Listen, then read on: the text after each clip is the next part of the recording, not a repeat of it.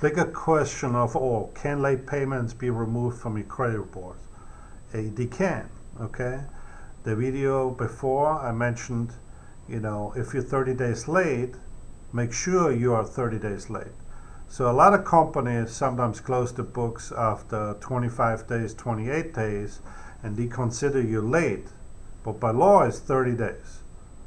So look at your statement, look when you made the payment, and if you can find out it is not 30 days exactly or 31 days, but it's only 28 days, then it's a very easy dispute. You only have to mention it only was late 28 days, okay? There's a forgiveness, what also sometimes people do if you have a late payment the first time.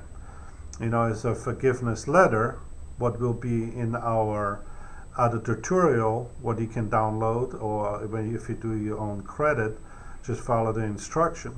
There's the forgiveness letter. If you late 2 or 3 times, it becomes a different issue, and I will talk about it in some later videos.